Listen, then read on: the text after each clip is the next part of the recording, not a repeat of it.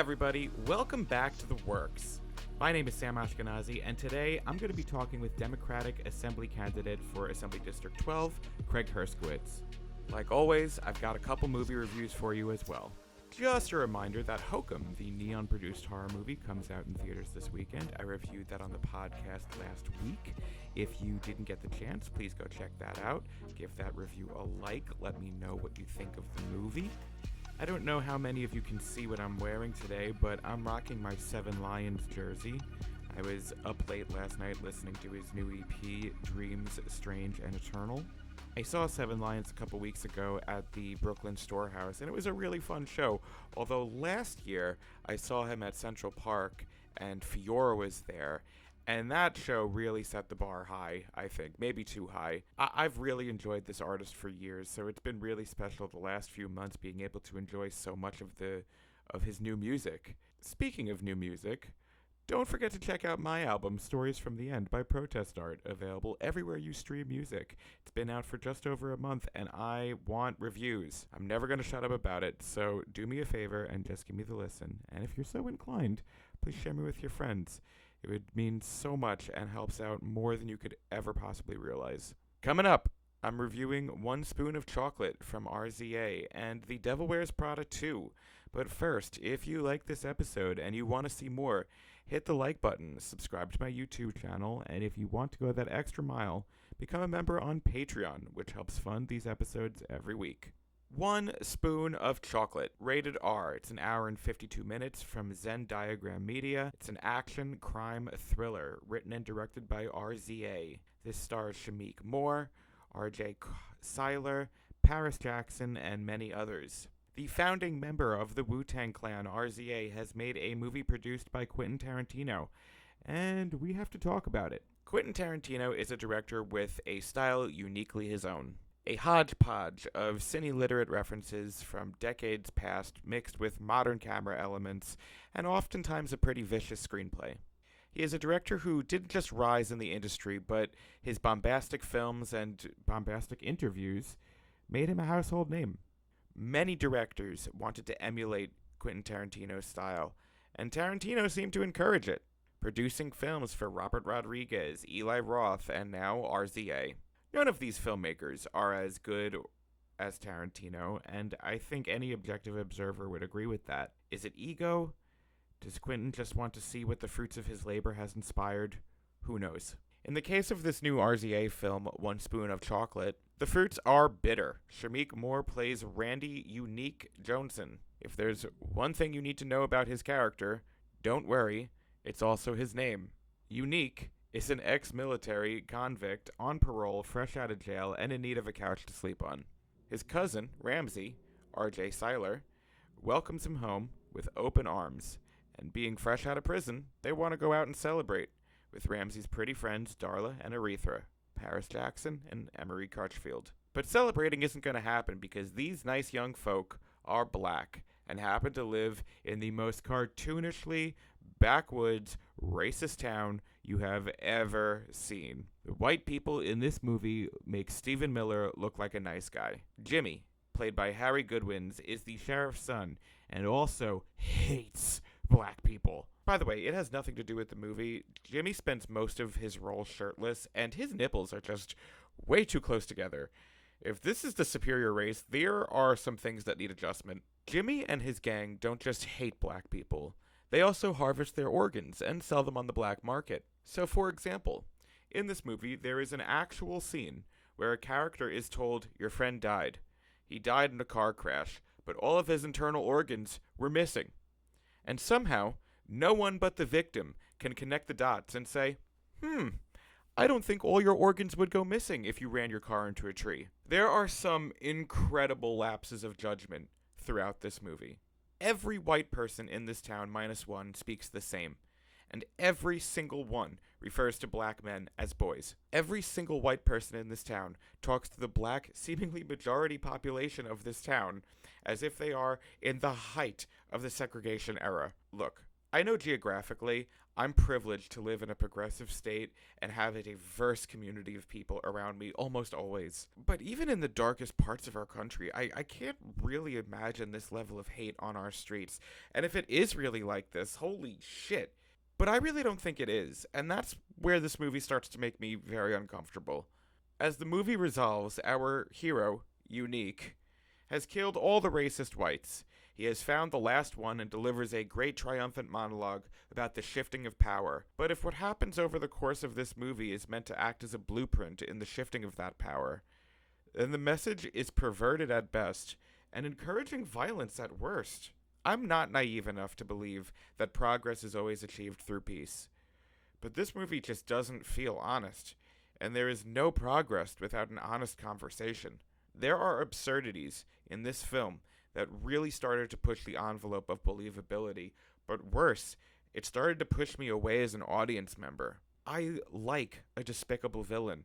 I love hating a character. And yes, I hated Jimmy and his gang, but I hated them not just because of who they were and what they stood for.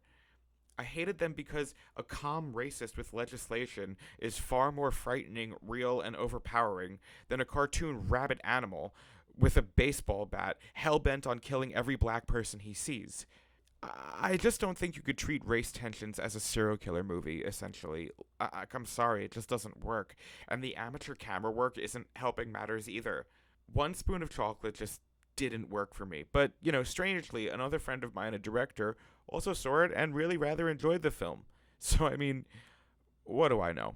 I know if Quentin were here, he would tell me that this is great and I don't know what I'm talking about, and my opinion is invalid because it differs from his. I thought this was a tough watch, but let me know what you think in the comments. Did I miss something? I gave it 2 out of 5. Next on the list, The Devil Wears Prada 2. This is rated PG-13. It is 2 hours. It's from 20th Century Studios. It's a comedy, drama. It's directed by David Frankel. It stars Anne Hathaway, Meryl Streep, Emily Blunt, and Stanley Tucci. The Devil Wears Prada, and she's back in theaters. But not for a 20th anniversary re-release, which is what they should have done. No, my friends, we have the long-announced sequel to The Devil Wears Prada. Your favorite characters are back at Runway. The Devil Wears Prada 2 is here, and I'm still not sure why. The first movie is good, don't get me wrong, but is it a classic that deserved a revival sequel 20 years later? I'm not so sure. Andy Sachs, Anne Hathaway, is a working journalist now, winning awards and finding lots of success. Except the news outlet that she works for is letting people go, and despite a good year, she ends up on the chopping block too. Meanwhile, Miranda, Meryl Streep, is imminently due for a promotion at Runway. The owner, Irv, Tibor Feldman, is in poor health and is looking to step down. If you want to know any more of the plot, you can find it in Season 2, Episode 13 of 30 Rock. The first Devil movie had a great setup. It was easy to buy into. The sequel feels contrived and forced.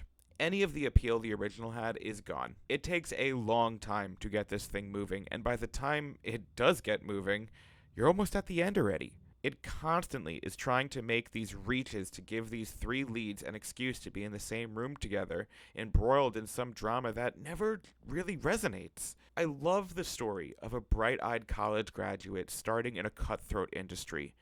I hate the story of the unaware, ultra-successful, wealthy people bickering over which company they should buy. It is also surprisingly unfunny. While it is loaded with celebrity cameos which incited the occasional, "Oh, that person," response, none of the jokes ever really land. The audience was remarkably quiet through the nearly 2-hour runtime of this movie, a dull 15 minutes longer than its predecessor. Mildly entertaining at best, avid fans of the original might enjoy it, but my guess is this is probably going to fade into forgotten obscurity shortly after its theater run-through. It'll just be another movie in the Netflix graveyard. I gave this a 2.5 out of 5. Half good. Anyway, coming up next, Assembly member candidate Craig Herskowitz. Welcome back to the Works podcast. He is running for New York State Assembly District 12. He has previously run for state legislator and state senator. Please help me welcome Craig Herskowitz. Craig, how are you doing today? Excellent. Feeling great. Thank you. For people that don't know you, can you tell voters a little bit about yourself? Sure. I was born in Huntington, raised in Northport, graduated Northport High School, class of '99. I started my legal career in DC with two federal law enforcement agencies, the U.S. Marshal Service and the FBI. Then I went over to the Narcotic and Dangerous Drug Section at the Department of Justice, where I prosecuted drug traffickers. And then to the asset forfeiture money laundering section, where we prosecuted money launderers. And I led the Bernie Madoff victim remission case, which allocated $4.4 billion to the victims. Moved to back to New York City to work for J.P. Morgan Chase. Then was eventually appointed assistant counsel to the governor right before COVID, and I was the chief legal advisor for all financial matters in the state of New York. And I was there during COVID. We implemented telehealth and waiving copays for the vaccine. Then after the governor's office, I became a criminal defense attorney, and then eventually a New York City judge. And then I resigned as a judge to run for office and became the Democratic nominee for state senate. And and which was a very bad year for Democrats. And Trump got elected the second time. And because Donald Trump got elected, I knew things were going to get really bad for immigrants in the community. And so I became an immigration attorney. And so I currently work as an immigration attorney, fighting to get people out of detention, who have no criminal records and are just being held in detention for no other reason than not having status in this country. I ran for Suffolk County Legislature, District 18 last year and lost by 249 votes against our popular incumbent who outspent us 12 to 1. Which And anybody who's in the district knows that was a pretty close loss. We were all kind of rooting for you, and speaks to how every vote really does count, especially on local elections. oh yeah, 100%. And the race which shouldn't have been that close, to be honest with you. I mean, we were not expected to come that close, but the fact that we came that close in a race that we were not supposed to, just shows how motivated and engaged the people in the community are. And and then this year there's no incumbent, and thanks to the New York State Matching Fund program, we have the resources to compete. And obviously, there's signs of a bigger blue wave that's building right now. So we are favored to flip this seat this year. So we are very optimistic and hopeful, but obviously not going to take anything for granted. And we're going to work really hard and knock on people's doors and ensure that that we eventually flip this seat in November. So I'm going to ask a kind of stupid question, but I think it's kind of important because I think a lot of people also don't fully appreciate or understand the workings of local government. Mhm. So you lost to last go around to Stephanie Bontempi, who is running for legislator. How does legislator different from assembly person? Yeah, so the legislature is like the Congress for Suffolk County, and I'm running now for Assembly, which is like the Congress for New York State and the lower house.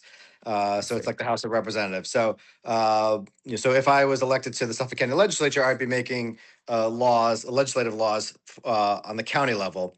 Ed Romaine is the county executive. He's like the equivalent of the governor or the president. He makes all the executive decisions. So we would be passing laws on the local level. On the assembly side, we are passing laws on the state level. And the big thing that I like to point out is I'd be part of the majority conference. Democrats have a supermajority in the Senate and the Assembly, and you have to really be part of the majority conference to bring money into your district. When I was in the legislature, I've negotiated with the Senate and the Assembly, and I can tell you firsthand that the Republicans do not have a seat at the table. They're not allowed to participate in the budget process. They are just there to just kick and scream and make noise when they're up in Albany. But a lot of these Republicans just treat the job like passive income because they don't have to do anything. Because Huh, when Democrats have a supermajority, they don't need the Republican votes at all. right. Uh, so our district hasn't been getting its fair share of funds from Albany. And my priority is to ensure that we finally get our fair share of funds. And since I've negotiated state budgets and I have good relationships with leadership already, I will ensure that projects that have been neglected finally get the funding that they need. So it really makes a huge difference who represents you in the legislature, because it's you know massive amount of resources is at stake, and state funds that could be used to improve the community. Can you talk about some of the projects that you think deserve more funding right now that haven't been getting the funding and have been neglected?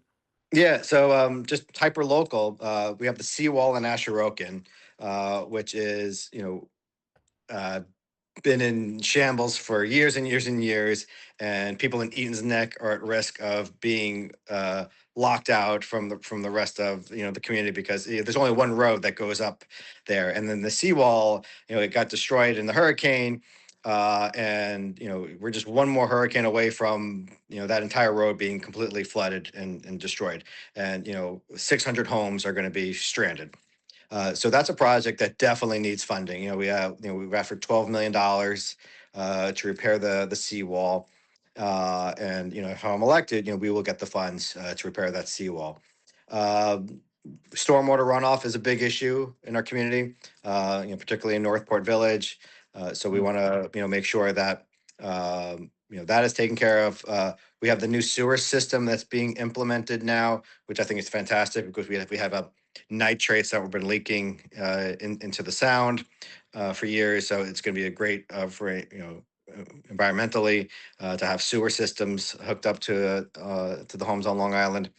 Uh, and affordability is going to be the big issue this election. Mm. And so we need to address a lot of the costs and expenses on Long Island, and that's where we can be helpful. Is, when we get our fair share of funds, it alleviates a lot of the burden from the taxpayers. Now, I want to kind of get in on that just a little bit. So, New York State Assembly District 12, it encompasses a lot of it encompasses a lot of affluent areas like Eaton's Neck, Asheroken, Northport, but then like it also goes very far down south and also encompasses places like Bayshore and Deer Park, Mhm. which are typically not as affluent. Does Mhm. that complicate how you talk and think about policy for D12? No, not at all. And I think that the Deer Park portion of the district and the Bayshore portion part of the district have been ignored for all this time. And I know Deer Park, they need help repairing DPA, the Deer Park Avenue. That's going to be a big priority of mine, is getting funding for DPA. But those are the areas where I'm less known. Because when I've campaigned, past 2 years, it's been in the Huntington area. So I need to knock on doors like crazy in Deer Park, and in Bayshore. Bayshore is a very blue portion of the district. That's where you have a lot of the immigrants in our community. And then the Deer Park portion, that's the blue collar workers who voted for Trump in the past election because they were unhappy, with the economy. But those are the people where if I knock on their doors and meet with them and talk with them and listen to them, they're definitely persuadable.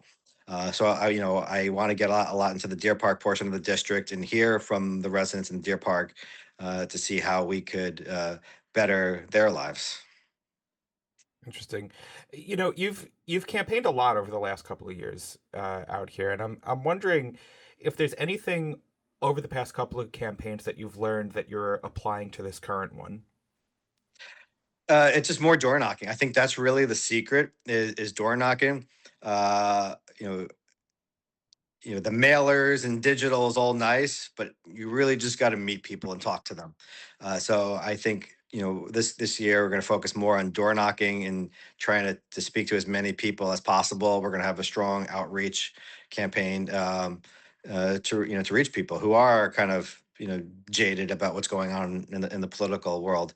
But we have a lot of people who are unhappy with both parties. When Mm. I ran 2 years ago, I got hammered on immigration because people said Democrats are soft on crime and soft on the border, and then generally just thought Democrats were weak. But now these independent voters, they don't like what they're seeing on the federal level. They don't like these random Mm. ICE raids that are targeting families and communities and hurting our economy, and they want due process. And these independent voters are, going to come back to the Democrats, not necessarily because they're happy with the Democrats, but they're just really, unhappy with what they're seeing on the federal level.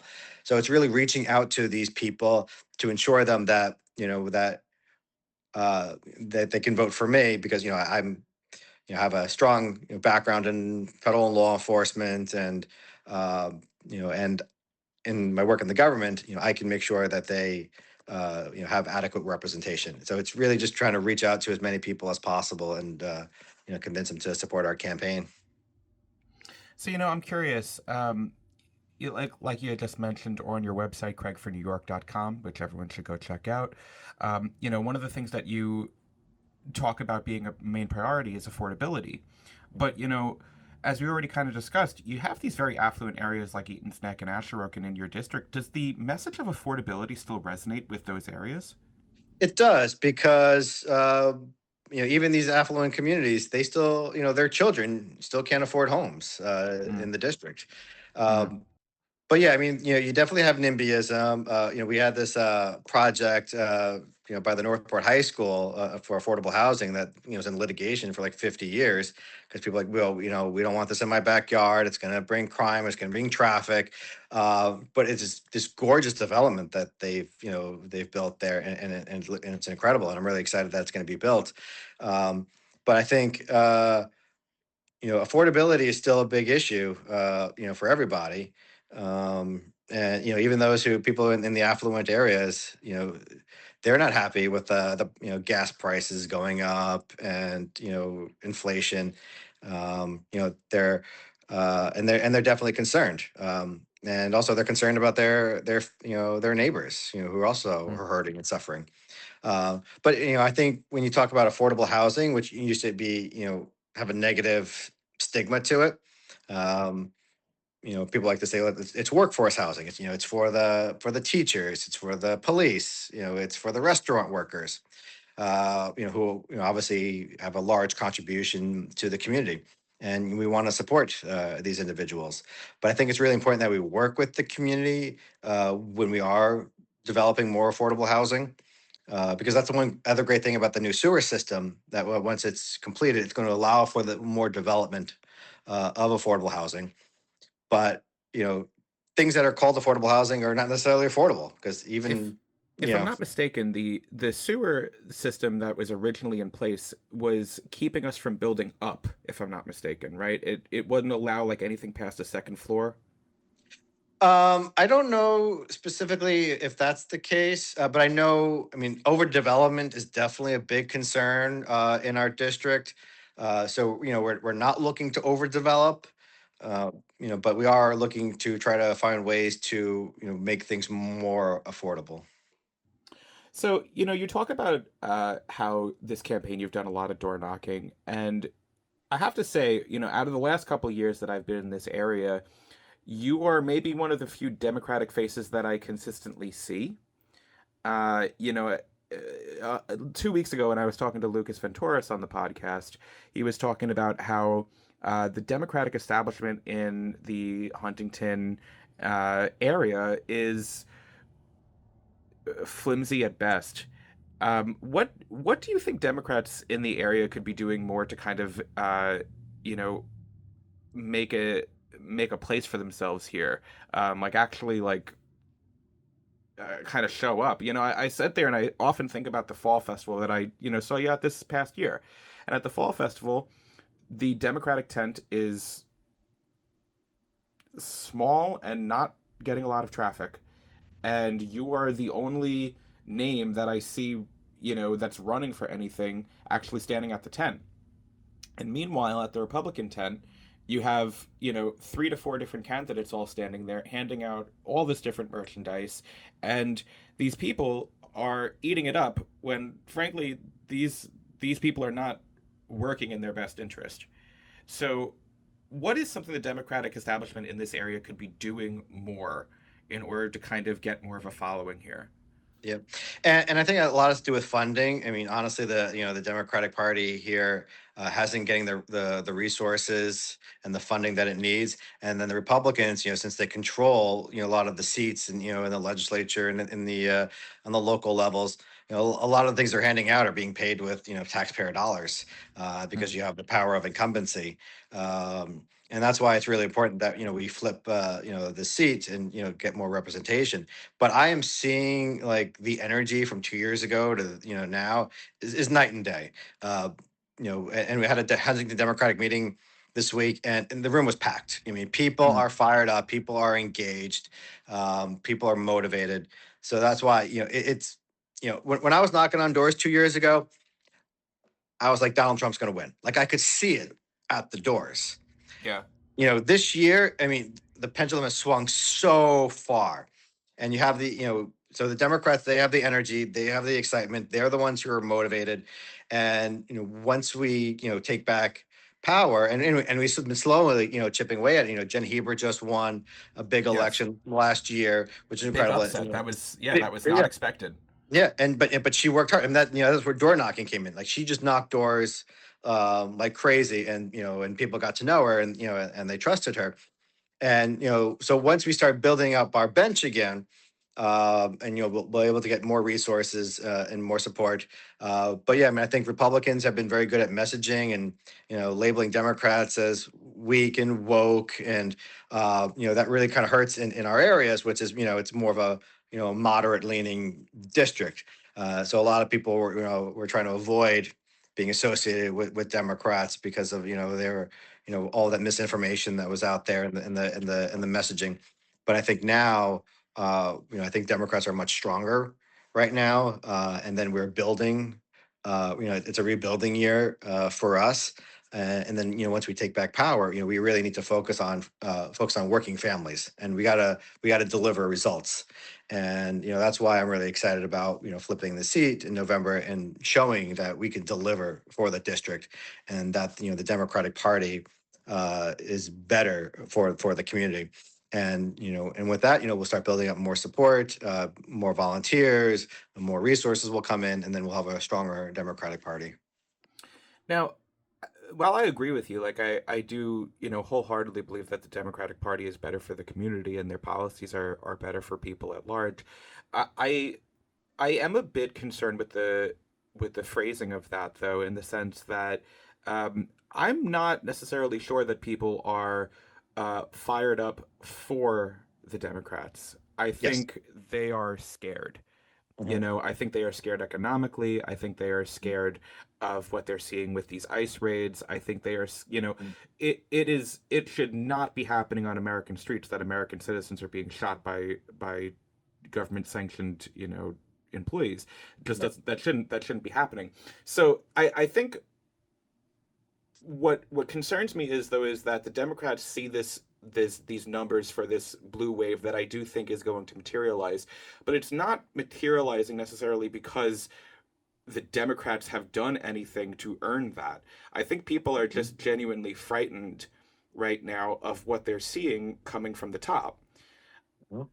What do you think the Democrats could be doing more right now to kind of be earning their base's trust back? Because I think the base is, even polling would suggest that the base is really out of step with party leadership. Mhm. And uh, I think Democrats like you have a lot of work if you are to get elected. You have a lot of work, not just, fixing the mess that we're in, but also being effective enough and vocal enough about your accomplishments that people actually take it in and accept that.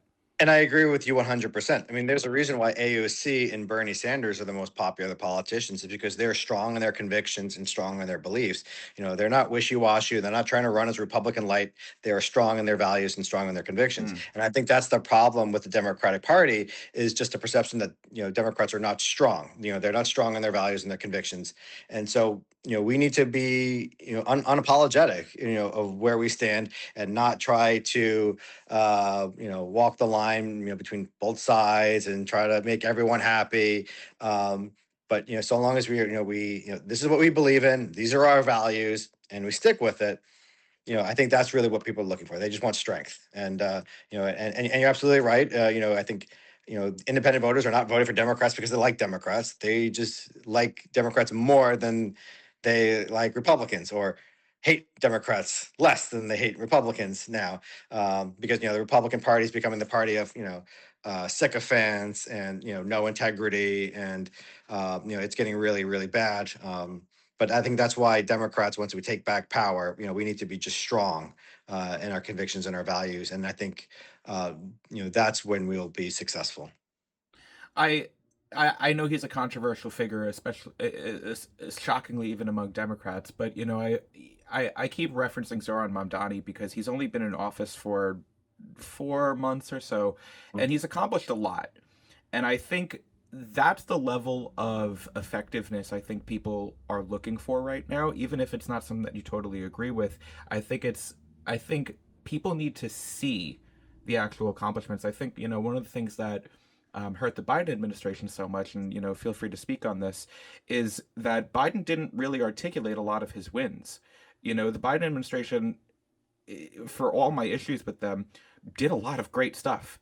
They Mhm, passed a lot of amazing legislation that mhm, most people I talk to aren't aware of, mhm, and I think the Democrats, we always go back to this problem of messaging. We always go back to this problem of messaging. I think also, it can't be understated that the Democrats are also working at a disadvantage in the sense that there is a 24/7 propaganda machine on Fox News and mhm. these right wing media apparatuses that, um, I, I mean, Megyn Kelly the other day said that the president has a not adult understanding with the truth, which is a Mhm. really nice way to say he's a liar.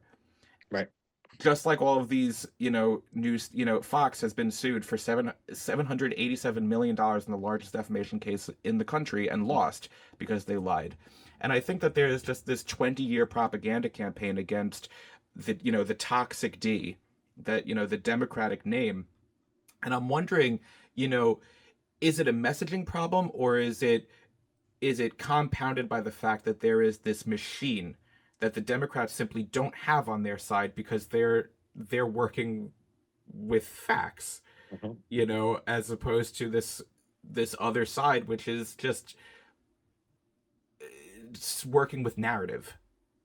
Yeah, and I think it's both. I think we live in a society of clickbait and rage bait. Um, when I posted a video that I was at a No Kings rally, it just got sent to all these keyboard warriors who just told me to drop dead. And and people are being peddled misinformation. And Republicans are much better at messaging. Build the wall, secure the border. It's very succinct. Democrats, we need to explain things because our policies are complex, and requires explanations, and it's hard to message that. Republicans just peddle in fear and misinformation, and Democrats are the only ones actually interested in solving problems. But it's harder to sell that, and I think that's why this year the Democratic message is affordability. We're just going to hammer affordability, affordability, affordability, because I think that's the big issue people are facing. Um, so yeah, I mean, it is definitely challenging out there, and I think I don't have the answer because we don't want to play dirty like the Republicans are, because we still are the party of integrity and of the values, and we want to do what's right, and we want to do what's best for the community. So I really think it's like we gotta push back against the misinformation, but also uh, you know have deliver the results. Because you're absolutely right. The Joe Biden's legislation was incredible and and very helpful and to the country, and to the economy and to infrastructure. But the whole messaging was that he opened up the border, and that's what people got hammered on, and and I saw it even from immigrants in the community. That were Mm. resentful. Why are we spending money housing migrants and giving migrants debit cards? And so Republicans found that one issue and just hammered on it. Anyway, and they tried all the other issues too. They went after transgender and pronouns and everything, just trying to attack Democrats because that's what they do. But I think we need to deliver, and I think the Republicans right now in Congress, they haven't done anything. They haven't passed Yeah. anything. They haven't passed any meaningful legislation. There's no reason why anyone should reelect a Republican right now because they're in power and they haven't done anything. I mean, Um, if I'm not mistaken, aren't we still in a partial government shutdown? Yeah, here we are. Yeah. And DHS is not funding, and you have the Secret Service agents that that stopped would-be assassin the other day, and they're not even getting paid. Because Crazy.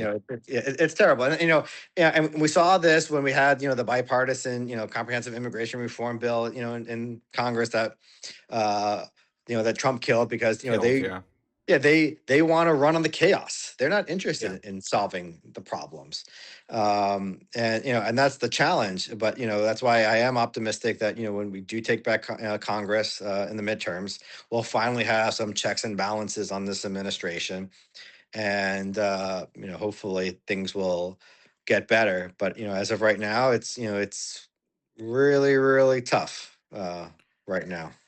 I'm curious, and I'm not trying to get you in trouble, but hypothetically, let's say, and let's hope that the Democratic Party does take back power these midterms. Are you confident with the party leadership that they're going to be tenacious and effective enough to swing things around? Yeah, I mean, I do think it's time for new leadership. Um, Okay. but I think but I would be supportive of the current leadership because as you see people, it's hard for people to give up power. Biden should have been a one-term president, but you don't want to give up power, so it's definitely going to be challenging in that Mm. respect. But that's a matter of for Congress to pick their leaders. But I think regardless, you know, getting rid of Speaker Johnson is going to be a massive improvement for everybody. And if Democrats take back the Senate, which I really hopeful that they do, and maybe get rid of the filibuster, and we can pass some meaningful laws to that that really just you know benefits the country. I'm curious. As you've been campaigning, do you find that Republican or independent voters uh, have negative views of their own neighbors if they vote the other way? I mean, yeah. I mean, we used to sit at a Thanksgiving table with the Republicans and Democrats, and we respect each other's beliefs, got along well. But right now it's becoming so polarized, where if you're a big Trump supporter, you don't want to be friends with a libtard, or if you're a liberal, Right. you're not going to be friends with a MAGA person. Um, and The and I've only seen. the only reason I bring this up is because I remember actually at that last fall festival, um, Ed Smith, I don't know how you pronounce his last Smith, yeah. name, Smith. So he was there. He's a town council member, He uh, is the Huntington supervisor. hunting supervisor. Right, right, right. So I had just casually asked Ed Smith, Ed, look, it's no secret, especially after last week's interview. I'm no fan of Nick LaLota. He is, I think, one of the most repugnant people in Congress, but that's just my feelings on it. But, one of the things that I have really taken notice of is the fact that LaLota has not held a town hall since being elected. Mhm. And I asked Ed Smith, I was like, Ed, I mean, do you think it's appropriate that Nick LaLota hasn't held a town hall since he was elected? And Ed's response to me was, "What are you, some crazy blue-haired liberal?" Yep. And I was so taken aback at how just profoundly inappropriate that response is, considering that I'm one of his constituents. Right. That there's just, I mean, my tax dollars pay his bills. There's no reason he should be talking to me like that. Mhm. Much less talking about large swaths of his constituency like that. Mhm. Um, And if I think what bothered me so much about that was if that's coming from, I mean, considering he's an elected official, so he's above, us plebeians, Mhm. right?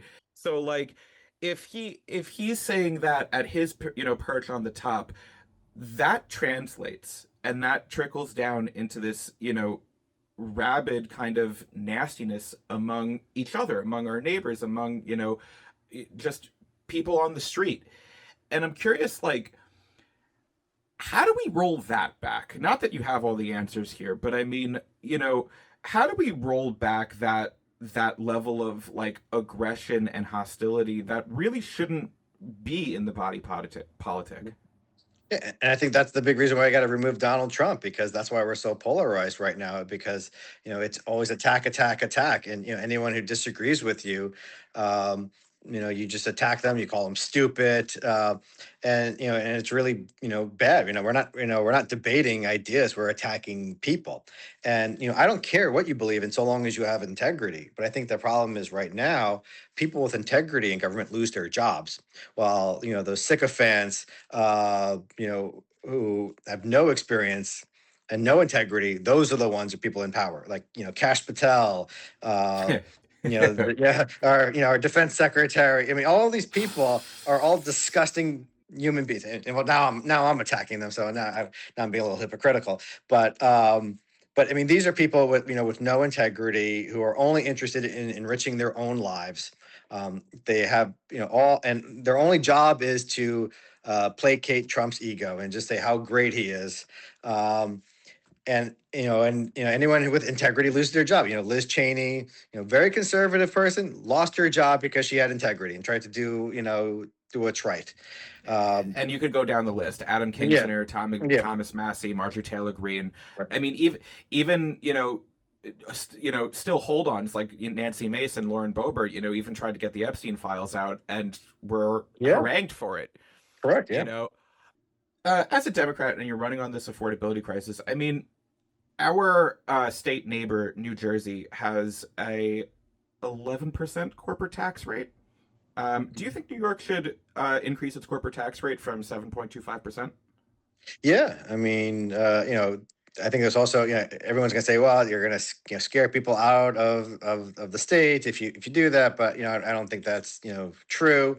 These corporations, they can afford it, and they should be able to pay their fair share. So we want to make sure it's fair, and the people with the working class who have their W-2s, they're the ones who are getting hurt and squeezed right now. These big corporations, they got so much money. That's why they're spending all their money on lobbying, because they got so much money. Yeah, so I would be supportive of making sure that they pay their fair share, so the working class doesn't have to. Um, just because we still have a little bit of time left, I wanted to kind of circle back to one thing. So, you said that you were part of the FBI at one point in your career, correct? Yes. So, when you look at, I mean, Cash Patel running the FBI right now, does that I don't even know how to approach the question. I mean, it's certainly not competent. I mean, does it appear just completely performative? And how much do you think that endangers our security? Oh, yeah. So I served under Robert Mueller, who was a Oh Republican, wow. but who I had the utmost respect for. And I found it absolutely appalling, that Donald Trump celebrated his death, and anyone would celebrate his death. He I was, can't even. yeah, I can't even. yeah, yeah. So I can't.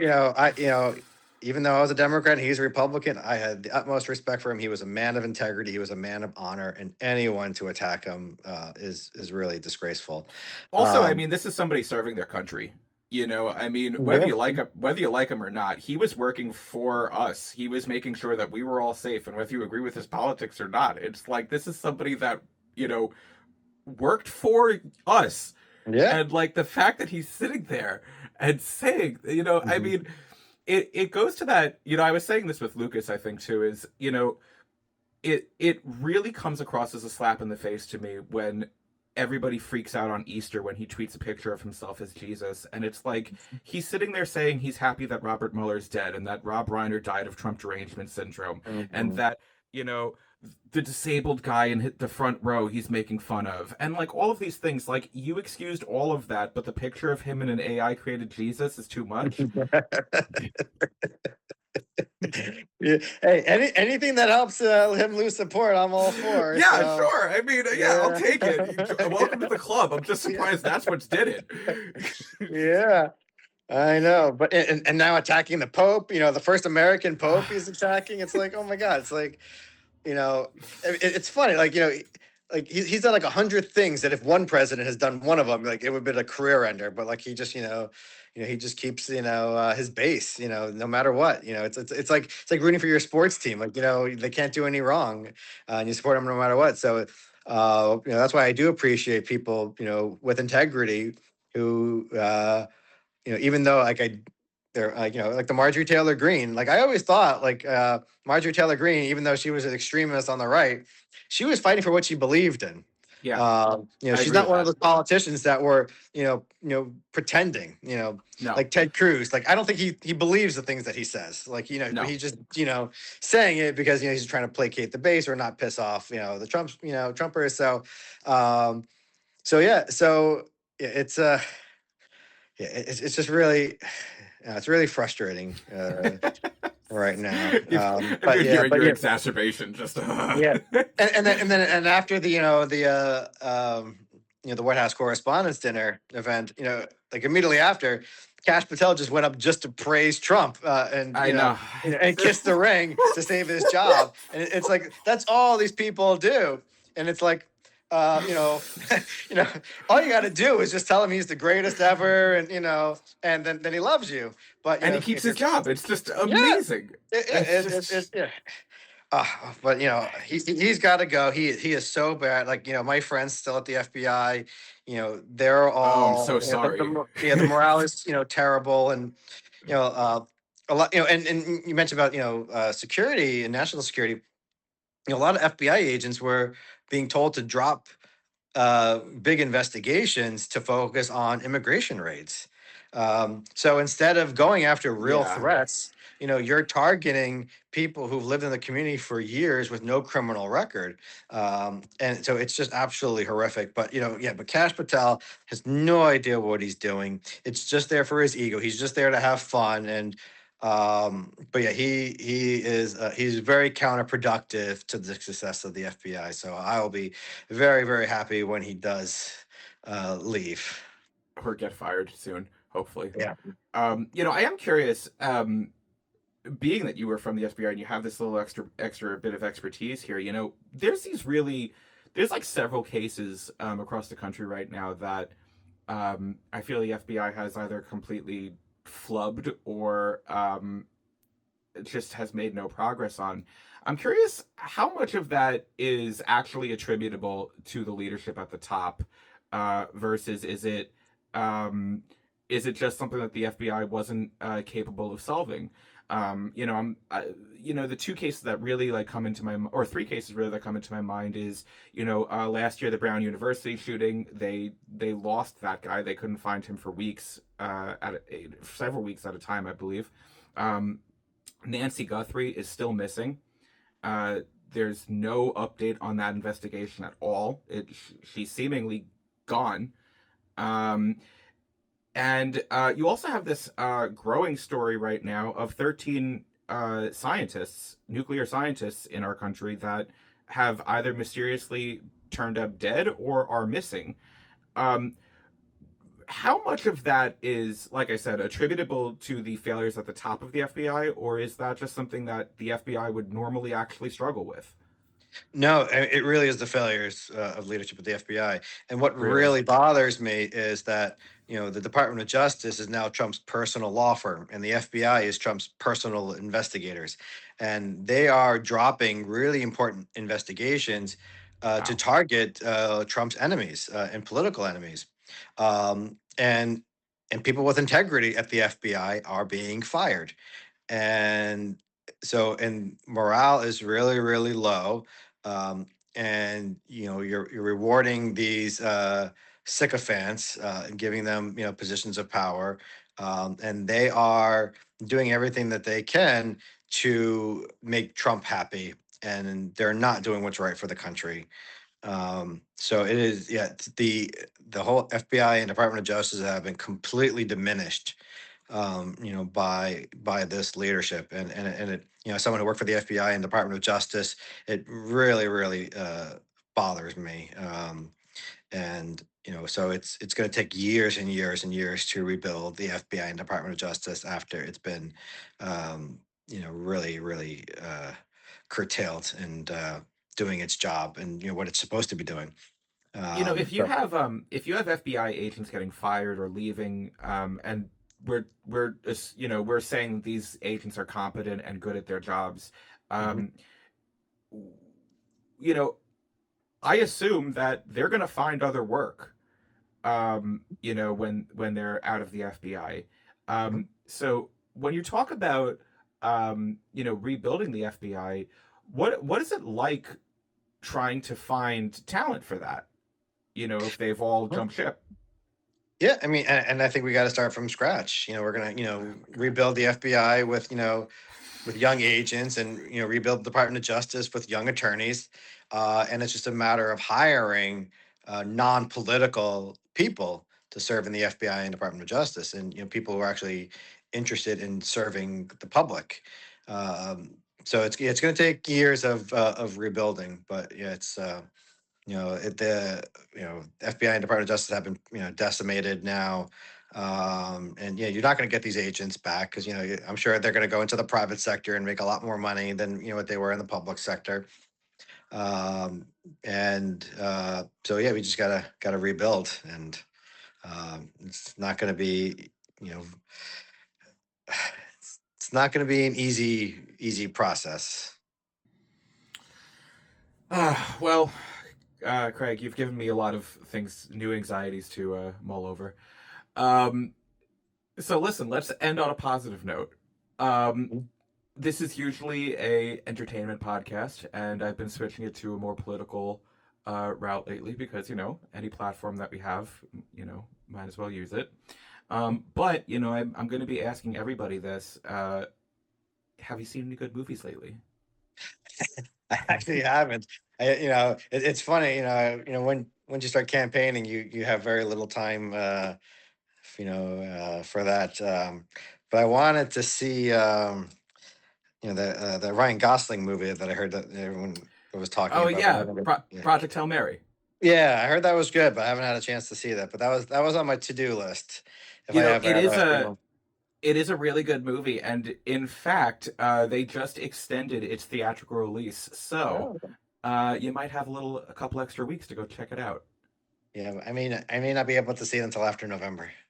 So, Well, I don't know if it's going to be in theaters that long. I- That's a really long run. is this something that I can wait till it's on Netflix, or do I need to go to the theater to get the experience? I need how good is your TV and sound system? Not that great. I'd try to get into the theater if you can. All right, maybe I'll It's definitely a spectacle. all right. I'll wait for a rainy day where I'm not Alrighty. outdoor knocking.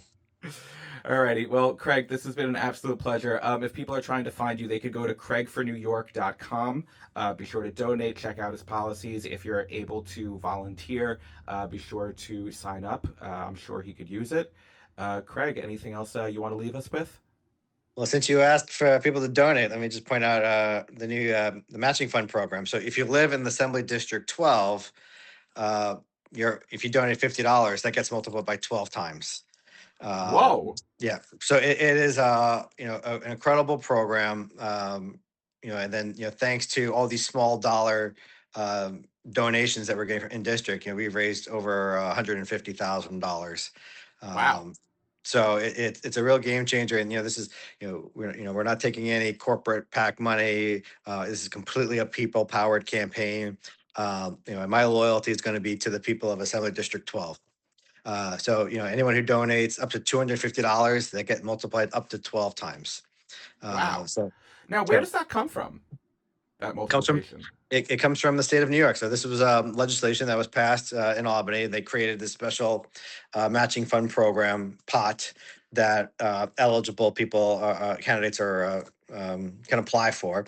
So in order for me to get into the program, I had to get 75 in district donors and raise $6,000 just to qualify from small dollar donations, and then it gets capped at up to $175,000 in district. Wow! So That's um, excellent. yeah, yeah, it's a complete game changer.